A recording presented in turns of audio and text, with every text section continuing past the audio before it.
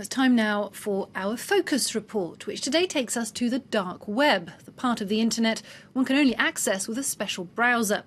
One of the main features of this hidden internet is a quantity of illegal marketplaces selling drugs, weapons, stolen credit cards and fake IDs. And as you're about to see, hidden among the criminals and buyers are also French units of specialised police forces who are hunting down cybercriminals.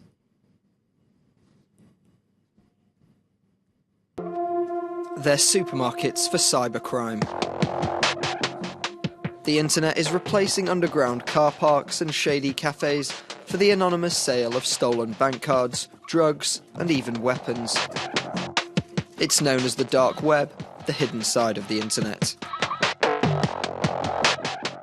Thierry Carcenti is a specialist in this well-stocked international market.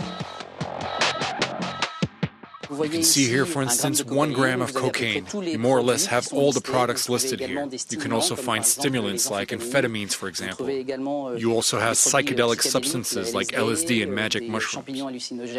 These sites are very similar to their commercial counterparts. They even hold sales. Here, there's a 15% discount off a gram of cocaine.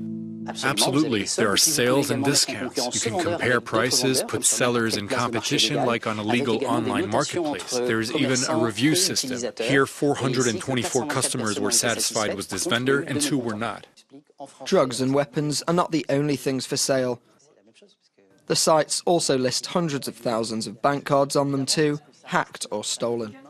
For $200, you could buy a stolen credit card, which would allow you to spend up to $5,000. And yes, you'd be receiving that card physically through the mail with the PIN code on a post-it note. A card you can use in a shop or at an ATM to withdraw cash. Another example, you can hire a hacker. So without any hacking skills whatsoever, anyone can potentially gain access to private information, whether a rival business or individual. Here you have the hacker's resume, his credentials. That's how he markets his services. So that's right, you can really rent a hacker. If it's for something not too complicated, it's pretty inexpensive. Cracking a login and password for a Facebook account or an email address is only 250 euros. So how do you combat the vendors and customers of these back rooms of the web? Here in Cergy-Pontoise, northwest of Paris, is the general headquarters for the French cyber police.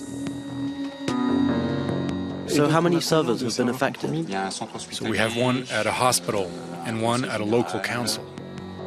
All day long, several policemen lead cyber patrols infiltrating the heart of the dark web and working tirelessly to discreetly undo the threads of crime networks.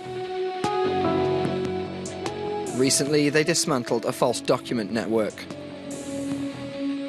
There were fake tax assessments, fake payslips, fake scans of ID cards, passports. They were either sold separately by the unit, or they were sold in the form of combination packs, sometimes called hustler packs. Fake papers were used to get consumer credits all over France. So obviously you go in one day when it's very crowded and there are lots of people waiting behind you in the line, and the sales manager hasn't got time to check everything. When the organization for consumer credit asks you to pay the bills, you don't. The organization is bound to come back to you, and, well, by then you've disappeared off the face of the earth, and they've only got a fake ID and a fake proof of address. Their investigations sometimes lead them to surprising profiles. In a big French train station, they managed to arrest a tobacconist who had been copying all the card details of his customers to sell on the dark web via a middleman. So here you can see the sales receipt with the full card number as well as the expiry date. He even went to the trouble of visually and manually noting down the CVV number. Yes, he noted it on the receipt, and that's what he went on to sell. It's a business that can sometimes be very profitable. Some weeks ago, this is what cyber police seized from a couple who extensively used the dark web. Une Ferrari, une New Beetle, A Ferrari, a new Beetle, a Porsche Cayenne, cash, life insurance, a second home. So yes, the dark web can really pay off. Last year in France, the cyber police's activity racked up a total damage of €250 million. But as for the dark web's worldwide turnover, that reached several $billions. Well, for more on this, let me turn to our guest, cybersecurity specialist Julie Gomme. Hello, thank you for being with us. Why can't the dark web simply be shut down? Because servers are all everywhere on the internet. So if you want to shut down dark web, you have to shut down all the internet. So it's not possible. Second way is to shut down internet on several ports, like the 443 port, but that's the port where we use cryptography for banking transfer and stuff like that. So it's impossible to do this way too. So it's enmeshed in the normal web. Is it easy to access the dark web? It's easy with some tools you can find freely. In 5 minutes, you can access to the dark web, to some platform, and visit like sort of dictionaries of hidden services to choose what you want: drugs, different services, weapons, etc. And how easy is it to see those who are accessing the dark web? Because all is encrypted. If you use Tor, the most popular tool to connect to the dark web, your connection is encrypted 3 times. Because before to access to the platform, you go through 3 servers. And between each server, you have another cryptography encryption.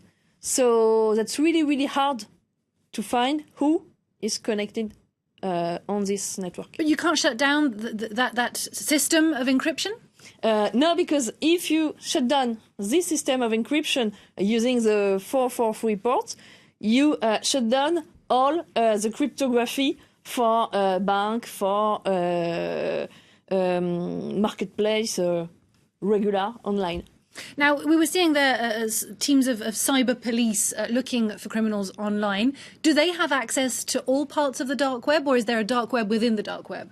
They can access to all the part of the dark web, but what we can see now is you have some different dark web, some smaller dark web. A few years ago, we just talked about Tor because we just knew Tor. Now there are other tools like I2P who allow people to connect some smaller dark web, and so they can't. I think the police can't know all the tools to connect to all those different small dark webs.